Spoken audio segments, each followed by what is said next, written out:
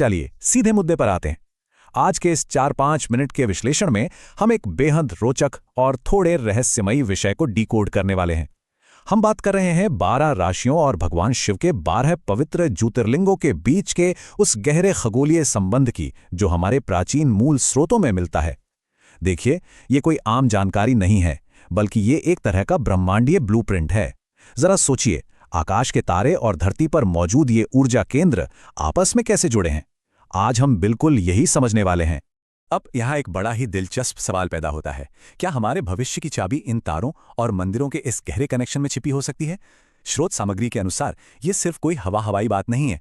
अगर किसी व्यक्ति की जन्म राशि के हिसाब से उसके विशिष्ट ज्योतिर्लिंग को पहचान लिया जाए और उससे गहरा जुड़ाव बनाया जाए, तो इसके नतीजे बेहद शक्तिशाली और तेजी से शांति देने वाले हो सकते हैं। ये एक ऐसा असरदार तरीका माना गया है जहां ब्रह्मांड की ऊर्जा सीधे तौर पर हमारे अनुकूल काम करने लगती है। तो चलिए समझते हैं कि आखिर इसके पीछे का विज्ञान कैसे काम करता है। खगोलीय गणित क्या कहता है? देखिए, स्रोत बताते हैं कि जब जन्म कुंडली में कोई ग्रह नीच का यानी कमजोर या कष्ट देने वाली स्थिति में होता है, तो उस ज्योतिर्लिंग की पूजा करनी चाहिए जहां वही ग्रह उच्च यानी अपनी सबसे ताकतवर स्थिति में माना गया हो। जन्म राशि को शिव के सही स्वरूप के साथ अलाइन करने से ग्रहों के बुरे प्रभाव बहुत तेजी से शांत हो जाते हैं।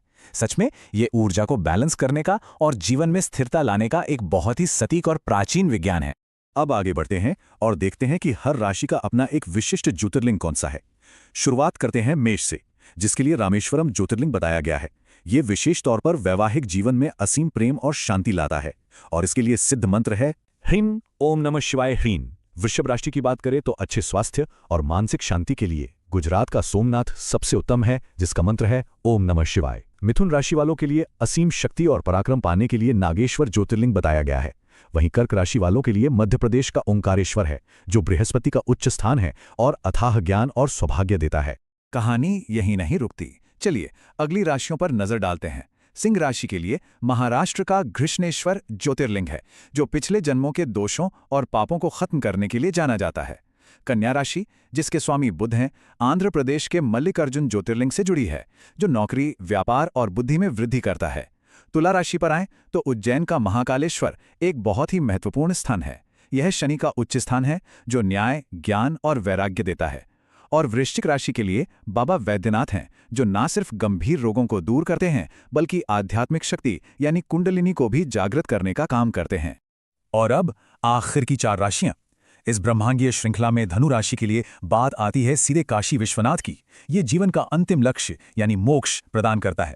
मकर राशि वालों को निडरता और शौर्य के लिए मंगल के उच्च स्थान पुणे के भीमाशंकर का ध्यान करना चाहिए। कुंभ राशि के लिए उत्तराखंड के पवित्र केदारनाथ का जिक्र आता है, जो जीवन से हर तरह के अंधेरे और उलझनों को हमेशा के लिए मिटा देने के लिए जाना जाता है। और अंत में मीन राशि, जो त्रयंबकेश्वर से जुड़ी है। ये एक ऐसी ऊर्जा है जो इंसान को जन्म और मृत्यु के इस अंतहीन चक्र से हमेशा के लिए आजाद कर देने की शक्ति रखती है। बिल्कुल अद्भुत है ना? अब यहाँ एक बहुत ही लाजमी सवाल जहन में आता है, क्या इन सभी दूर दराज के स्थानों की यात्रा करना हर किसी के लिए संभव या अनिवार्य है? तो सुनिए, स्रोतों से जो सबसे बड़ी और राहत देने वाली बात निकल कर आती है, वो ये है कि वहां भौतिक रूप से जाना बिल्कुल भी जरूरी नहीं है। अगर घर पर या आसपास के किसी मंदिर में बैठकर पूरी एकाग्रता से अपने इष्ट ज्योतिर्लिंग का मानसिक ध्यान किया जाए, तो बिल्कुल वही ऊर्जा और वही पुण्य मिलता है जो साक्षात दर्शन करने से मिलता है। सच में ये पूरा खेल चेतना और पूर्ण समर्पण का है। तो इसे अपनी रोजमर्रा की जिंदगी का हिस्सा कैसे बनाया जाए? ग्रंथों में इसका एक बड़ा ही सीधा सा पर बहुत असरदार रूटीन बताया गया है, जिसे ब्रह्म मुहूर्त अभ्यास कहते हैं। बस सुबह सुबह जल्दी उठना है, बिना किसी बाहरी दिखावे के। शांति से बैठकर मानसिक रूप से अपनी जन्म राशि से जुड़े उस विशिष्ट ज्योतिर्लिंग का आह्वान करना है और उस सटीक मंत्र का पूरे ध्यान के साथ जाप करना है। सिर्फ इतना सा नियमित अभ्यास करने से हम अपने घर के एकांत से ही पूरा ब्रह्मांडीय आशीर्वाद और असीम कृपा प्राप्त कर सकते हैं।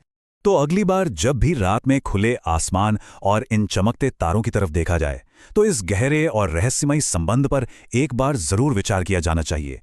आज का ये विश्लेषण यही सिखाता है कि मानव जीवन इस विशाल ब्रह्मांड से कितने गहरे स्तर पर जुड़ा हुआ है। राशियां सिर्फ कोई साधारण चिन्ह नहीं है, ये एक अनंत ऊर्जा तक पहुंचने का एक निजी रास्ता है। सही ज्योतिर्लिंग की पहचान और उस ऊर्जा के जुड़ाव से जीवन में एक बहुत बड़ा बदलाव लाया जा सकता है। तो आखिर इन तारों के साथ शिव का कौन सा ब्रह्मांडीय स्वरूप आज रात अलाइन हो रहा है? सोचिएगा जरूर।